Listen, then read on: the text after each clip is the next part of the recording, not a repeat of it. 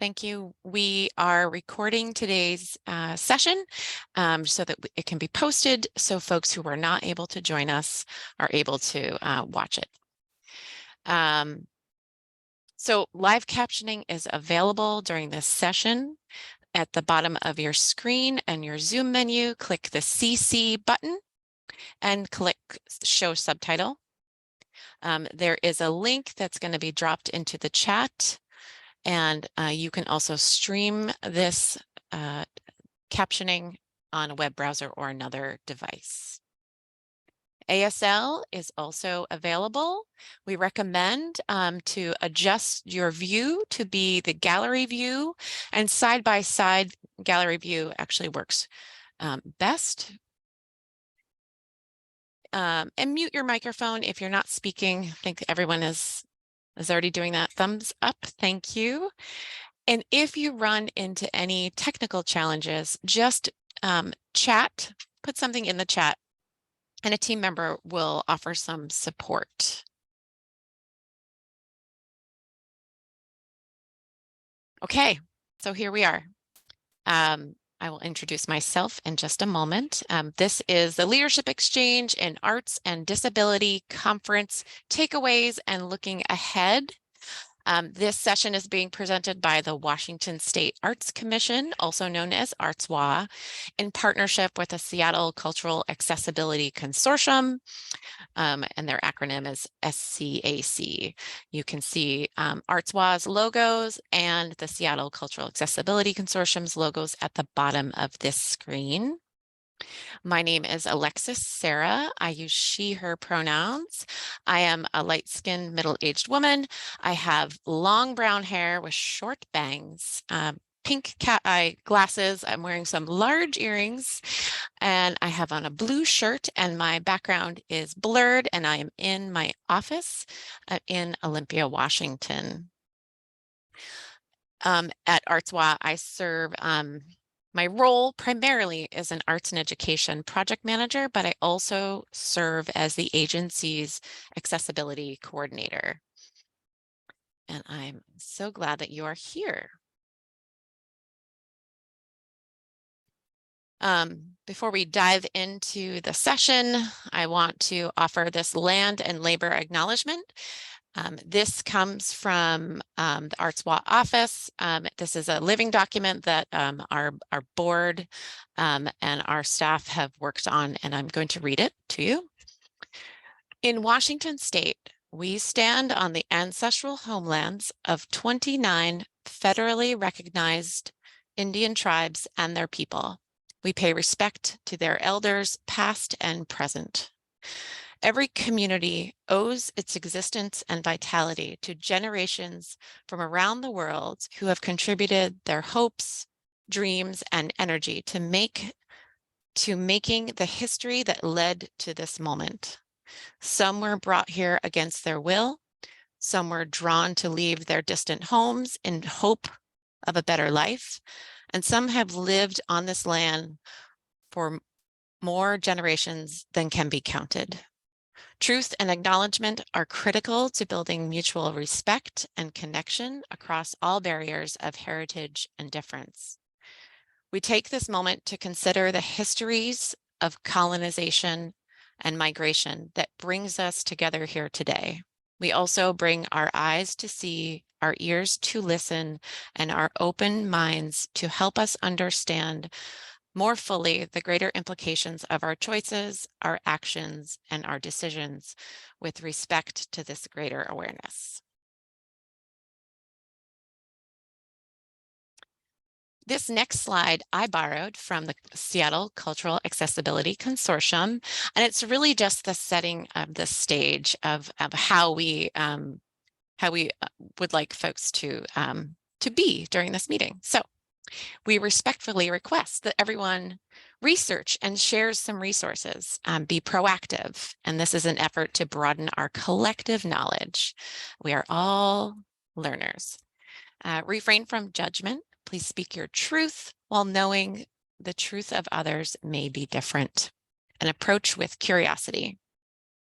Recognize privilege in yourself and of others. Accept that each person and organization operates at varying levels of accomplishment. Listen and pause to understand before responding. Take responsibility for your contributions. Acknowledge that today's conversations may reveal bravery and also spark some discomfort. And gestures of kindness and offers of assistance are strongly encouraged. I thank the Seattle Cultural Accessibility Consortium for this fabulous list. So it's going to be a pretty brief agenda, and there'll be lots of time for some questions and answers should those come up. So first, I'm just going to go over what is LEAD, what is the LEAD conference, what is LEAD generally. We're going to go through some of the 2023 LEAD takeaways from some of the attendees who are, we'll sit on a little panel and we'll ask some questions. Then we'll get excited about LEAD coming to Seattle in 2024, and then we'll open it up for questions. And I see Elizabeth Ralston has joined us. I don't know if you want to say hi, Elizabeth. I'm glad you're here. Hi, everybody. It's great to see you all. Thank you for joining us. Really excited for LEAD 2024. Can't wait to tell you more about it and to hear from these amazing panelists that we have here. Yay. Okay. All right.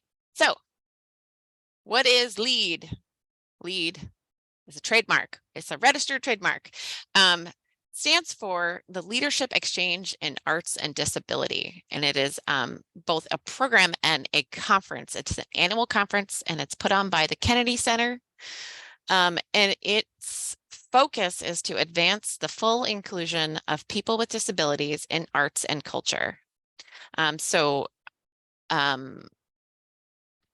people in the room here all likely have some connection to arts and cultural experiences here in the Pacific Northwest. Some of the things that LEAD aims to do is to focus on expanding the breadth and scope of accessibility programming, provide an opportunity at the conference. It provides an opportunity for professionals in the field to develop best practices and resources. It really, like most conferences, it's a space for networking and sharing. It allows people to engage in conversations with colleagues and experts from around the world, and to learn some practical methods for designing inclusive arts experiences and designing inclusive environments. And so who attends LEAD? It's a pretty broad list. So it's accessibility or ADA 504 coordinators. Those folks might work they might work for state agencies, they might work for nonprofit organizations. We've got diversity, equity, access, and inclusion staff folks. We have a whole Office of Equity here at the state. So I'm definitely going to be contacting those folks and make sure that they know that this incredible conference is coming. Also, you might see some community outreach folks who work in education and engagement. There are artists who attend. There are people with disabilities that attend, and those folks with disabilities could be in any one of these categories. Box office staff, admissions, sales, marketing staff, folks who work in visitor services or front of house, some kind of customer management role. There's also folks from venue operations, facilities, designers, production team members, human resources, folks who manage volunteers, and just general management and administration. The other thing I'll add is it's not just strict arts and cultural. There's also folks there from parks. There was a pretty good, there's folks from zoos, museums, of course. I attended in this last LEAD, and I was really amazed at the different just all the variety of folks that were actually in attendance and what they actually do in the world.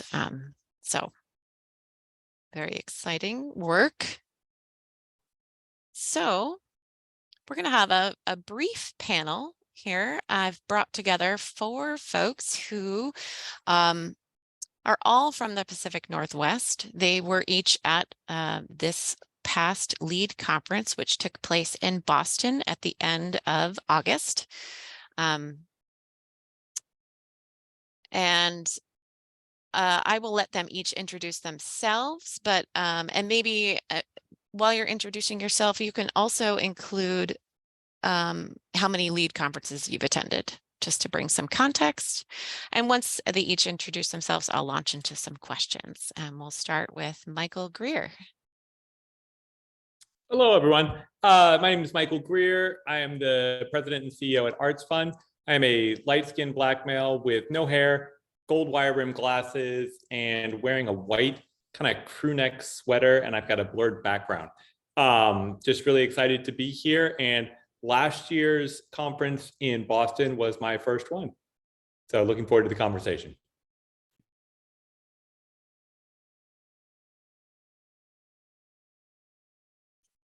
I assume it's me next. Yes, We're moving. Erin. Great. Okay. Hi, everyone. My name is Erin Cunningham. I have she, her pronouns. I'm a white woman with my hair in a ponytail. It's like brownish hair. I have glasses on, and I'm wearing a sort of dark burnt sienna, maybe turtleneck. And I'm in a room with, sadly, poor lighting. But this, I work at Seattle Opera. I'm the audience services assistant manager. So I primarily work in customer service, patron experience, ticket sales, box office, and house management. So front of house performance venues. And this was my first LEAD conference. So very exciting for me. I'm up next, I guess. Alexander Jones, he, him pronouns. I am the Learning Accessibility Specialist at Woodland Park Zoo. I am a white male with brown short hair, kind of a scruffy beard, 5 o'clock shadow-ish. And behind me is a virtual background that's blurred out. And I'm also wearing a red and black plaid shirt. This year was my first LEAD conference. It was one of the first LEAD conferences that I had heard about. So I was really glad to join as an accessibility specialist as part of my background, and happy to share about the experience. And last but not least, I'm Joe Maxwell. I'm with Seattle Theater Group. I'm the corporate relations coordinator and accessibility coordinator over there.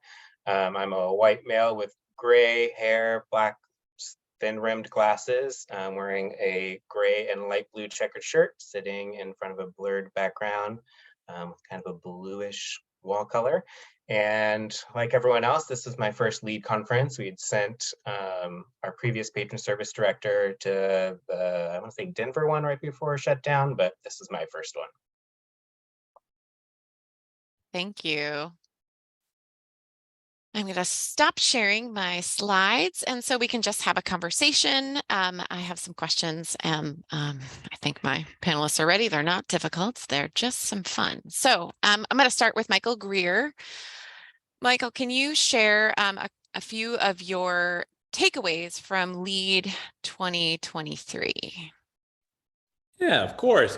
This is Michael. You know, the 2 things that I thought were the biggest takeaways for me were scale and scope. And what I mean by that is, as you mentioned at the beginning, there were folks there from all facets of arts and culture, of government relations, as you mentioned, parks and recreation, anywhere that accessibility could intersect really with the public sphere, there was representation.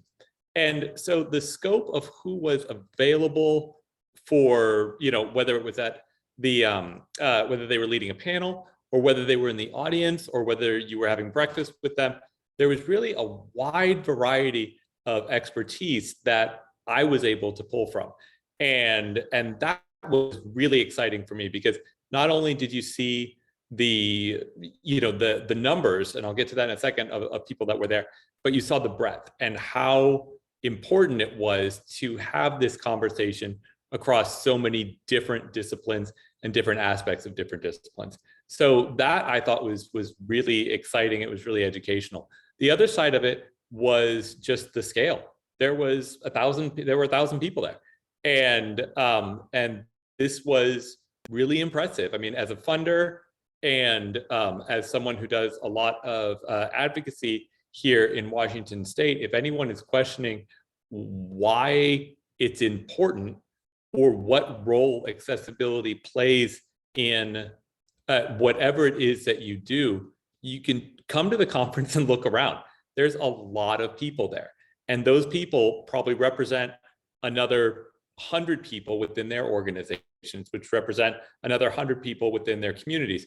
And so the idea that 1 in 4 individuals within the United States identifies as having some type of disability, that is really on display at this conference, and then some. So I think between looking at the size of the audience or the market or whatever it is that you want to call it is really impressive. And then you combine that with the scope of like the different disciplines and the different individuals and decision makers that are interested or leading in this conversation.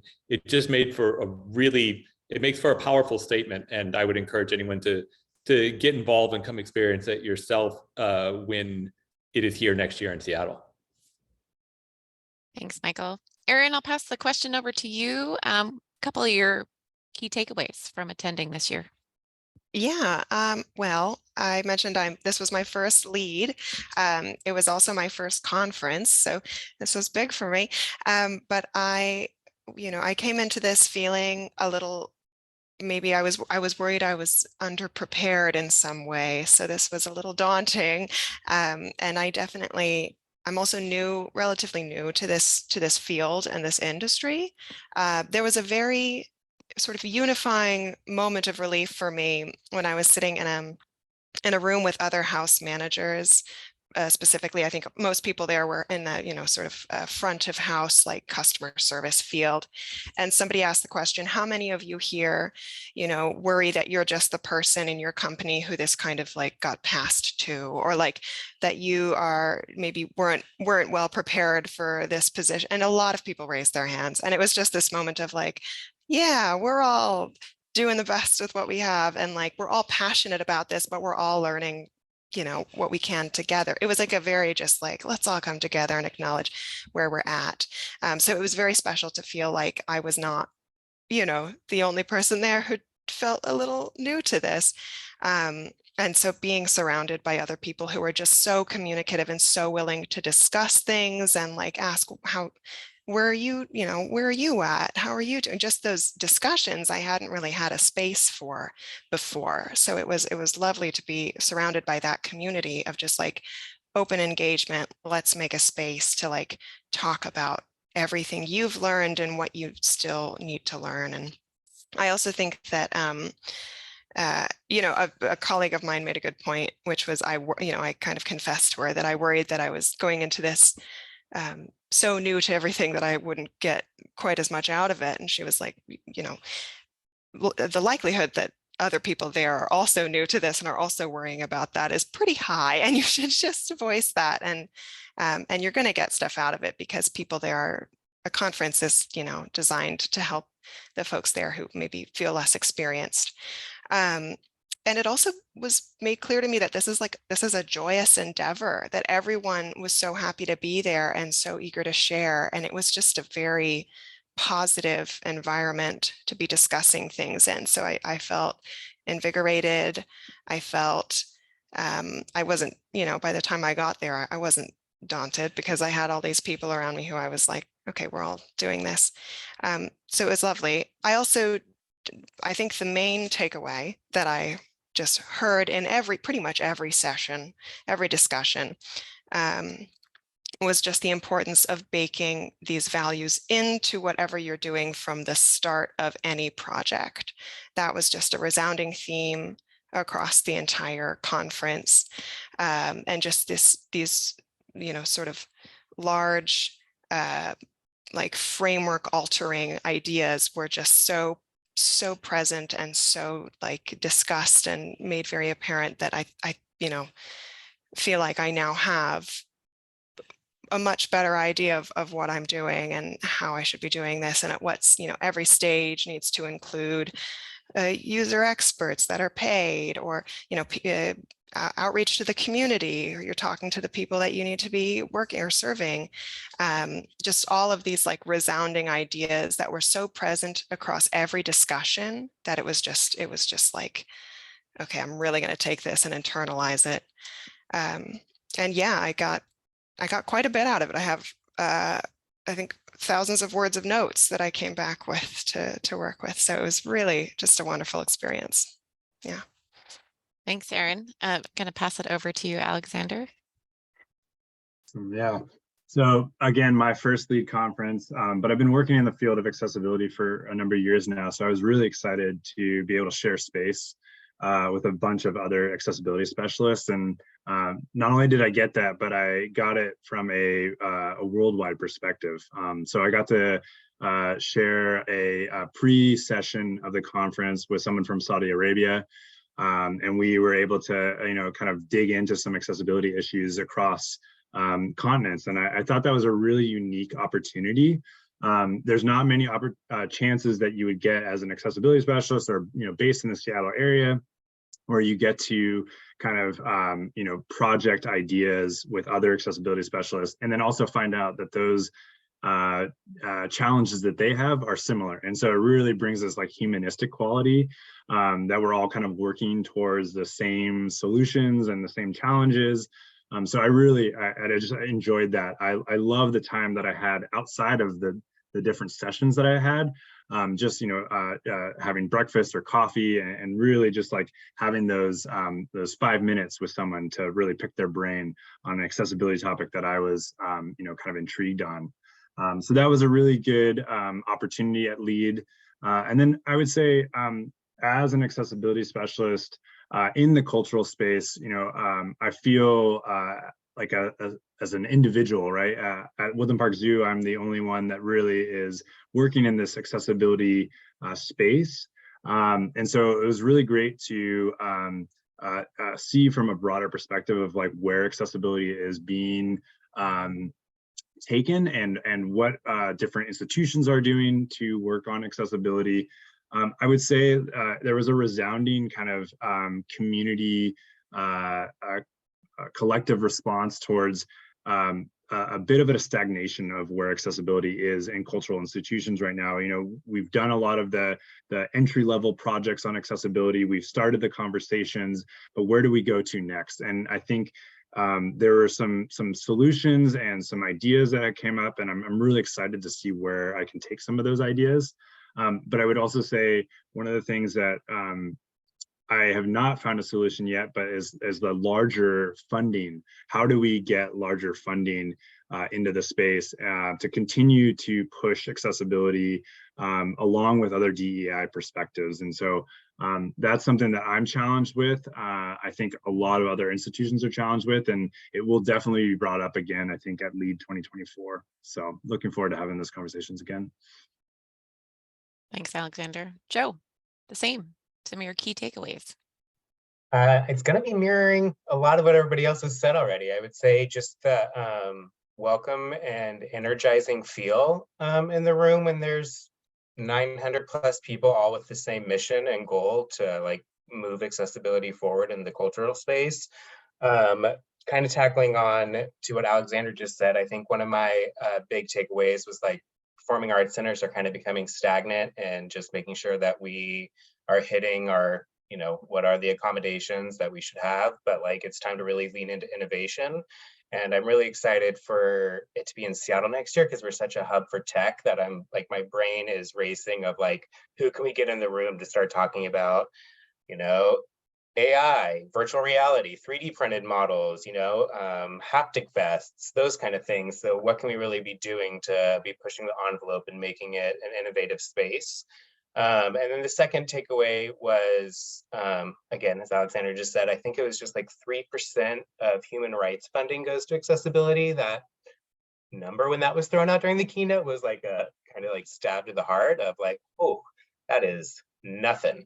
And with that, in the conversations that I had with a lot of folks, I think that we all need to be focusing a little bit better on our data collection, both of our patrons, of our employees, and of our program participants. Our executive director at Seattle Theater Group always leans into a saying, which is that which is measured can be improved. And so I think that as a collective, I feel like everybody I talk to is having difficulty getting a great response rate to surveys and participation. So I think that's something that we can look forward to, and how to work better together on models that would get higher participation rates, so that we can really get some data behind who we're serving. Brilliant. Thank you, Joe. Okay, so second question, which we'll start again. We'll go in the same pattern. Michael Greer first. Are there any accessibility actions that you have actually put into motion since you attended? I know we're only a few months out, but. Yeah, no, it's a great question.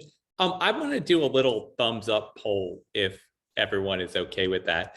Can you give a thumbs up if you are an executive director, a CEO, a president, or like the reporting directly to the board on this call?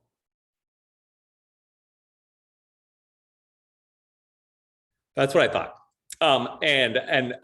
Thank you, Teresa. So I will say one of the things, and then I'll actually answer your question, Alexis. But this has to start from the top. And I know that Alexander, Joe, Aaron, you all are moving mountains in the specific work that you're doing. And I know a lot of your directors are fully behind a lot of this work as well.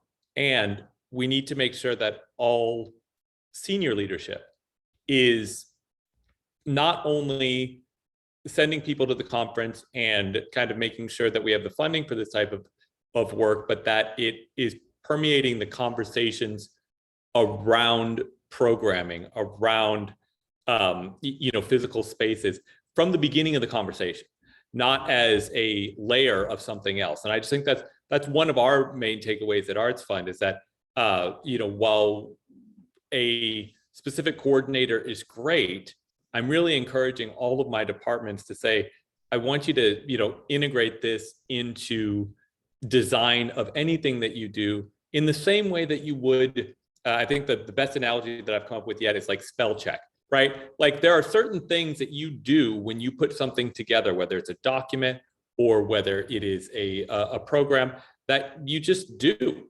It's just part of a successful program. And a lot of these accessibility measures need to be internalized there. Now that takes education, it takes practice, it takes knowledge. So we're a long way from perfection here. But that idea that eventually it just becomes so internalized that it's part of every practice, I think is really where we want to go to. So now to answer your question, what have we been doing? We have really leaned into our captioning. If there's an event where we've got physical documents, making sure that we've got large print and Braille accessible. We've had ASL interpretation at almost all of our events right now, making sure that our physical spaces are not only wheelchair accessible, but trying to make sure that they are wheelchair comfortable, which is two completely different things. Access is something, I'm a wheelchair user myself. Making sure that the space is comfortable to navigate is a whole different ballgame. Sometimes that means reducing the total number of people that you can have at the event. That's a hard one for a lot of people to swallow, but it's necessary for a good experience. Making sure that we have alt text on all of our social media and all of our online offerings. And another thing that I'll just plug is the Microsoft Accessibility Check tool for all Microsoft Suite. It's great. It's super simple, and it's not going to fix everything, but it is a really good way to kind of start looking at like this document that I'm making or this program that I'm trying to put out.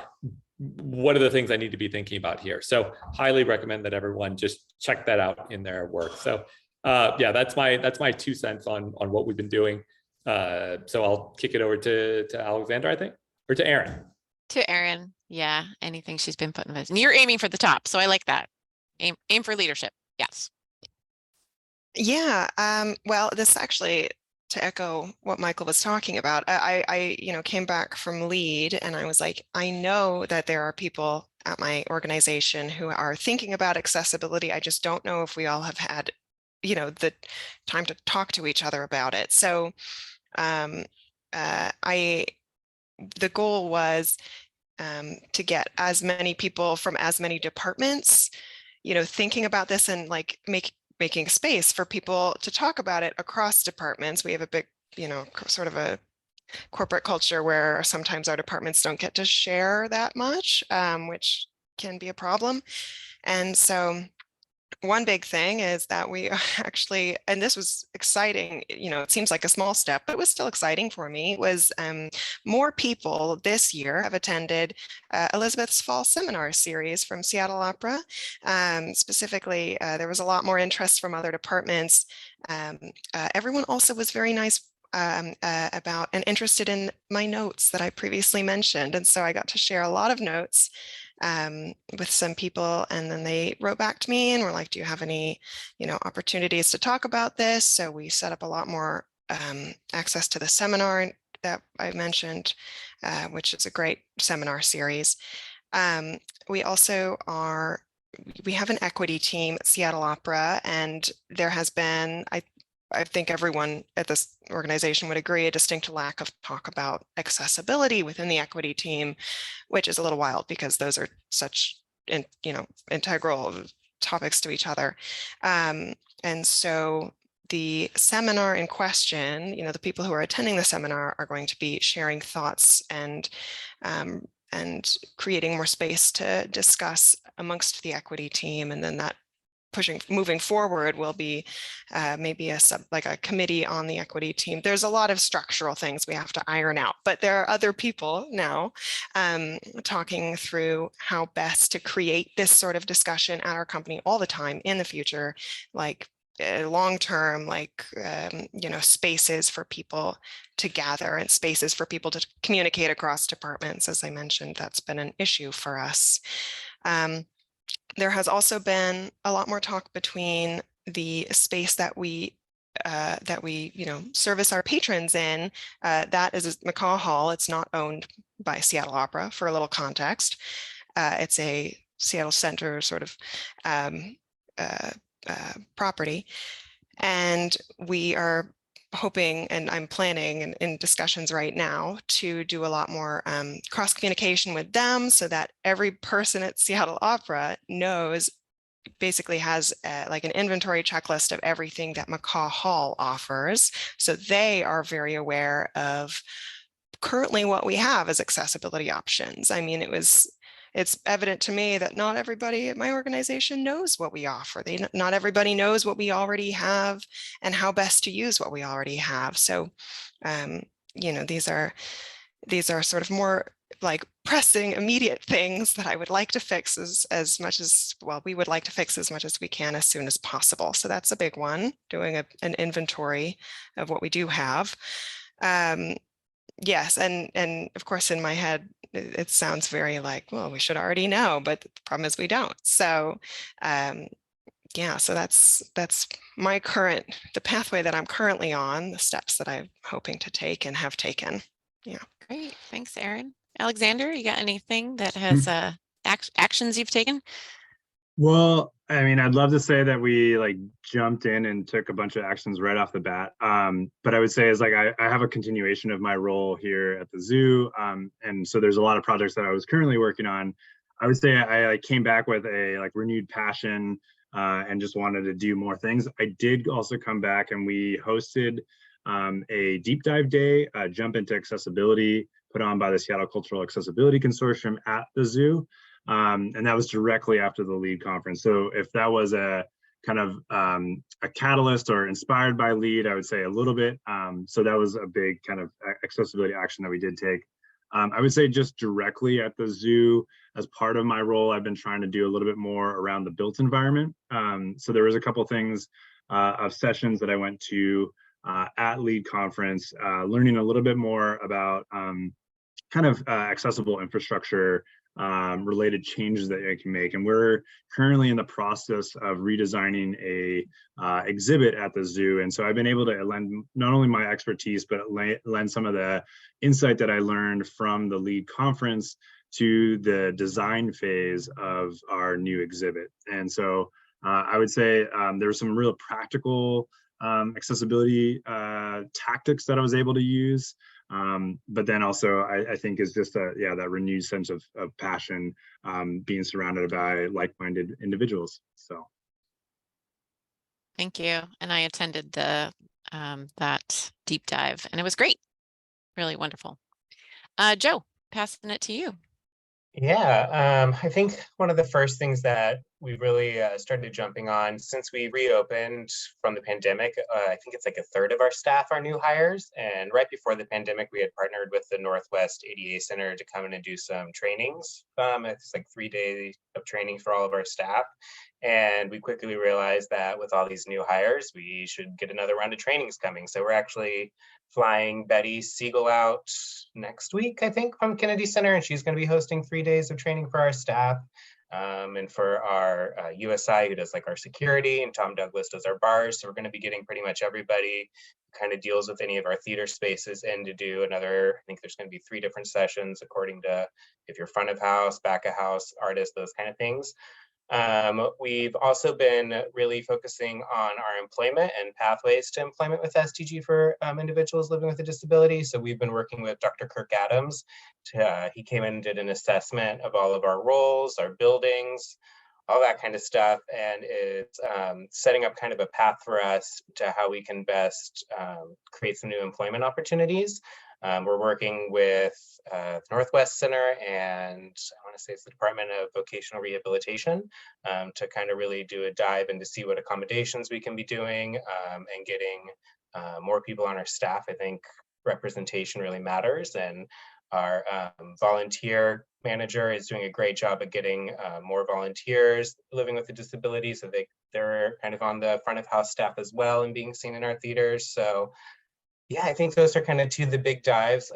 Additionally, with training, you might be wondering why me as a corporate relations coordinator is also dealing with accessibility, and in the general nonprofit world, you wear many hats, but STG really sees it as important to have multiple people trained up. So I think we have 3 or 4 people from different departments all currently getting their ACTCP certification through the University of Missouri.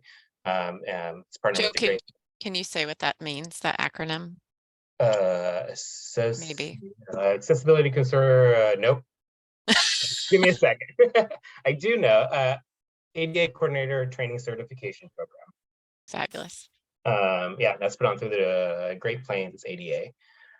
So we have multiple people getting trained in different areas, looking at employment, and then again, we're just looking like towards innovation. I've sat down after this, I pretty much sat down with almost every department head and kind of had a deep dive into what I think we've learned. And yeah, everybody's really excited. We're starting again, we had an accessibility team with somebody from each department before the shutdown, and now that we're up and going again, we're about to start that up again and really just diving into some action items.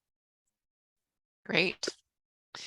I had a third question, but I'm gonna not ask it because I want to leave some time for Q&A.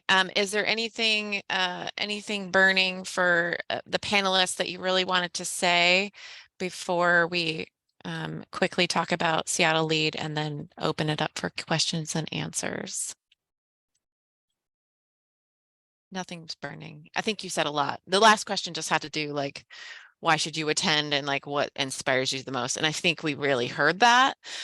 Just the real like the sense of belonging and like the opportunity to just like throw ideas around and like figure out what's working for folks and kind of be accepted as you are at this event. So with that, I'm going to reshare my screen.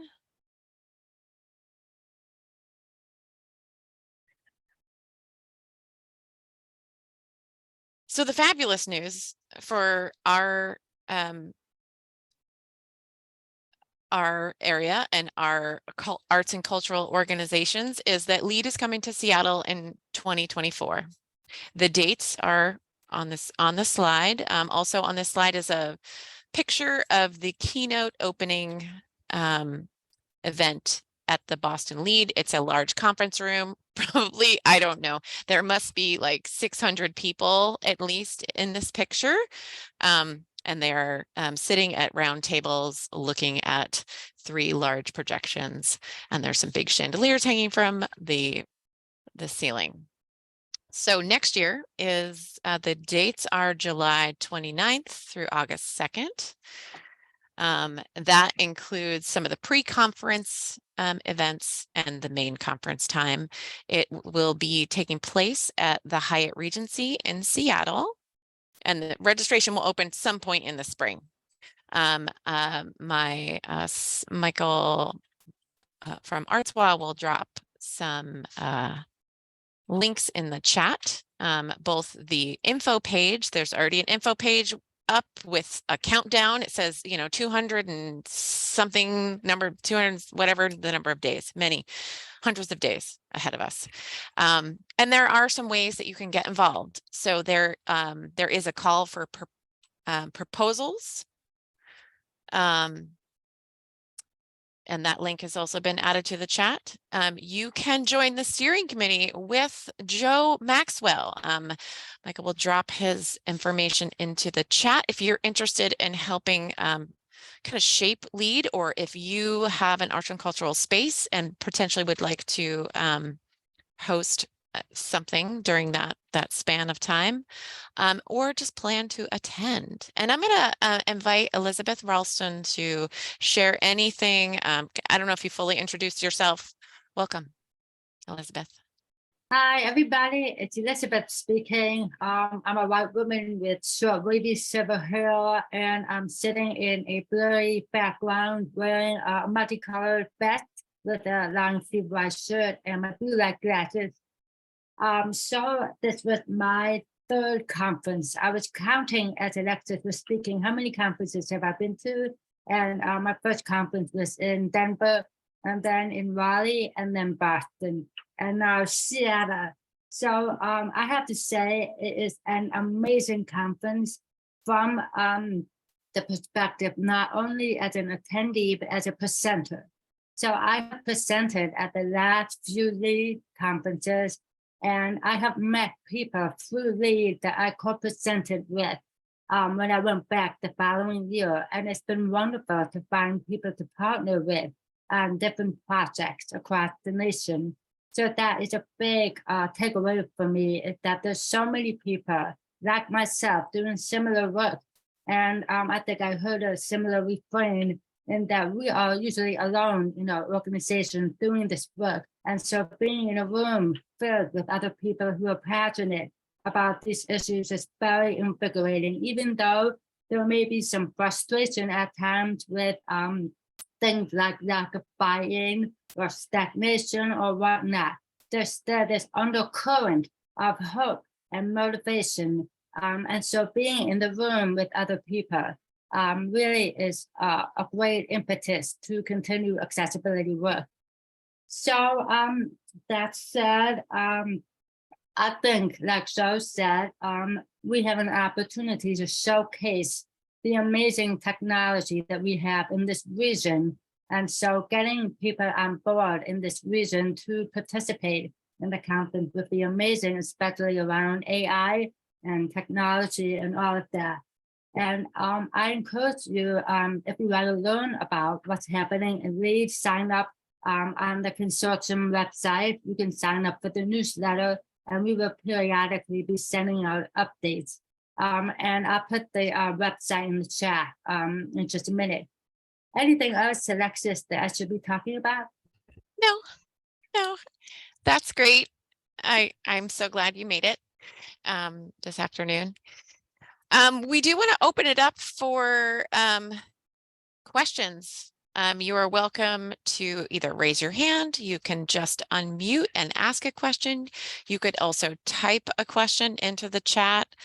You have a bunch of different folks here in the room that would be happy. Thanks for putting that in the chat, Elizabeth, the link. And if you do have a question, if you wouldn't mind providing your physical description, if you're going to unmute and speak. But we may not have any questions. Well, we'll give you all a minute or 35 seconds to ruminate.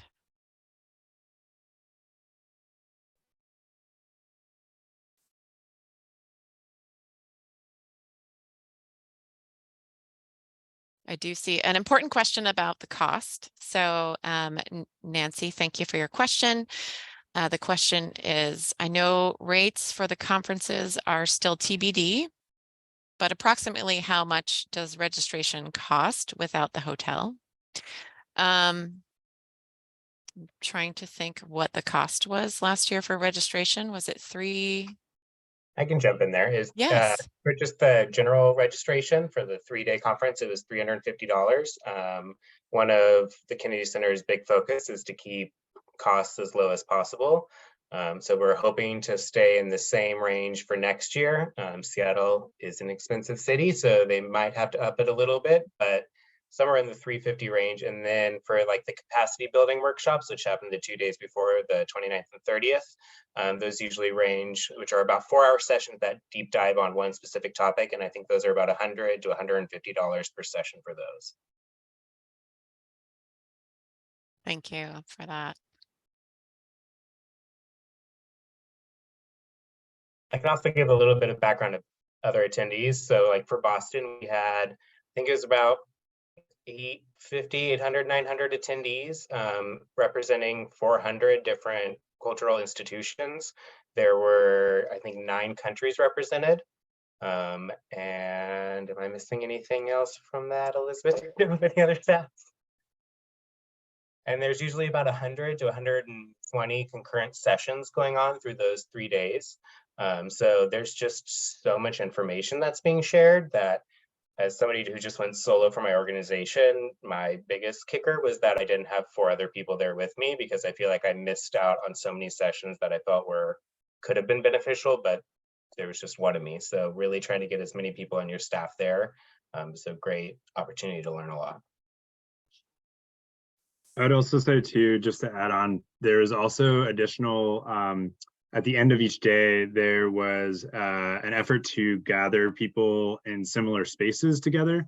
So there was a zoos and aquariums community gathering. I believe there was individuals identifying with a disability that would gather in space. And so not only were you able to participate in sessions and learn, but you were also just able to gather with individuals that were kind of in your same space to workshop as well, which I thought was really unique. I also want to say this is one of the most accessible conferences you will ever attend. There is something for everyone. If you need captioning, if you need interpretation, if you need a quiet space, if you need a visual tour, anything, it's really quite amazing.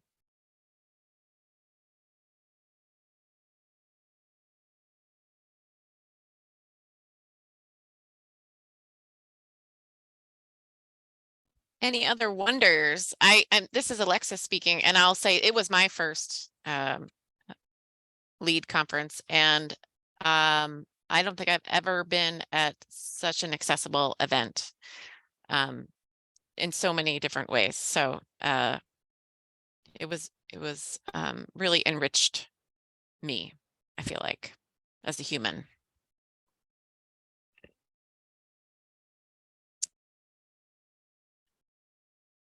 Michael Greer. And if anyone has a question, just cut me off, because this is the time for questions. But I will say that quite often the conversations around accessibility are aimed at providing benefit for those with disabilities. And I would challenge everyone at a conference like LEAD to show up and look for leadership within the disability community. Look at what this community has to offer you and your organization, on your boards, in your leadership positions, because that was one of my major takeaways, from the event is that I was sorely lacking a lot of expertise that came from this community, that if I am a responsible executive, I need to have represented on my board or on my senior leadership team, or within the organizations that I support. So I would just, if you're thinking about this, if you're kind of running up the flagpole to the decision makers in your organization, as much as it is important to provide access and remove barriers for those that identify with a disability, I would also say, well, what are the experiences and what is the professional know-how that people with this lived experience can bring to your organization, and really look at it through both lenses, because I think that was something that was a real takeaway from this conference. It's a lot of great leaders. They are just great leaders, period. And this is a great conference in order to engage with them. Thanks, Michael. Doesn't sound like we have too many questions out there, but it would be great to know.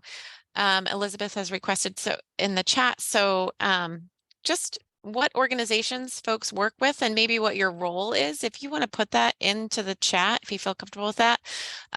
We are kind of wondering like who was interested in this session today, because we did send it out to a variety of different lists, both through ArtsWA and through Seattle Cultural Accessibility Consortium. So it went out to, statewide and regionally. I also connected with the Northwest ADA Center folks. I connected with folks who work at DSHS in the Deaf and Hard of Hearing work group. Yeah, so we would just love to know, who are we bringing together?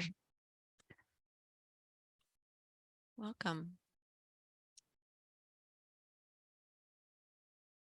And while we're waiting for people to put things in the chat, I do want to thank the sponsors of this particular session. It would not be possible without sponsors, and those sponsors are Seattle Foundation, Arts Washington, Arts Fund, and the Office of Arts and Culture.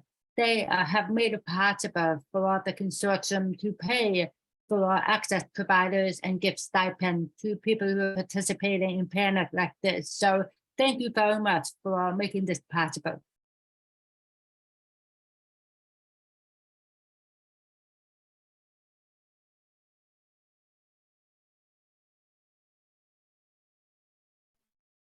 Hi, my STG folks. Glad to see you here.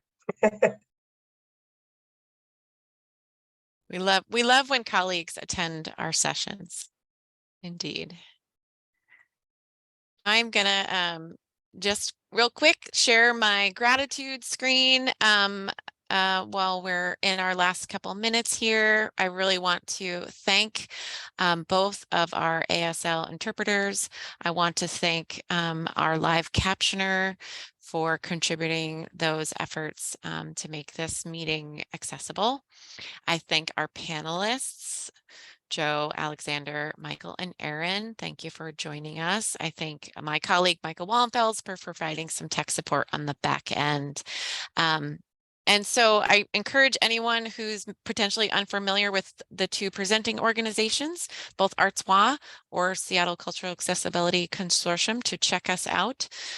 We'll put some links in the chat to connect with both of our organizations. We have a lot going on. I know SCAC has an event coming up. So if you go to their webpage, you might find out about Crip Camp, which is coming up in just a couple of weeks, 17 days, I think. And ArtsWA has a lot of opportunities for grant funding and additional programs connected to public art. And economic development. We're some busy folks. But yeah, any last minute thoughts? I'm gonna stop the share so we have space to see each other's faces if we want.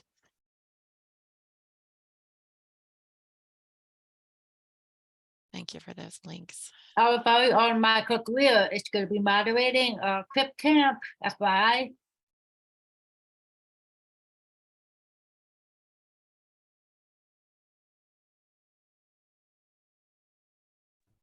No particular thoughts, but I just wanted to say thank you for organizing this and making it all happen. This was really special. Yeah, thank you. Yeah, and I'll just add, Seattle Theater Group is playing as kind of one of the hosts for next year. So feel free to reach out to me for any questions. I'm happy to be here, and we're partnering with the Kennedy Center does have their whole lead conference team. So we're just really assisting their efforts and making sure that Seattle's highlighted the best that it can be.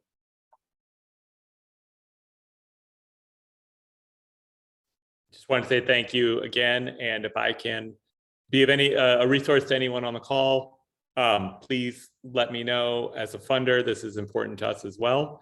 And so, let us know what we need to be doing in order to make this easier for you and your organization. No promises, but it's good for us to know what needs to be done. And if you are not sure how to plug in, please feel free to email me or Joe or anybody on the panel, and we'll definitely help plug you in the right area.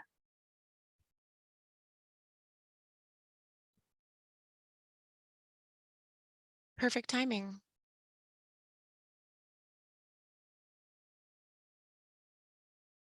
Thanks so much for tuning in, folks. I hope you have a great evening and smooth travels if you are driving home.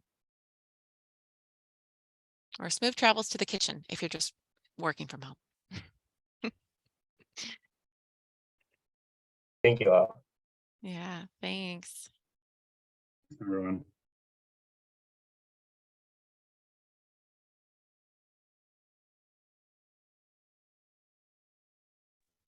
Jessica, I didn't see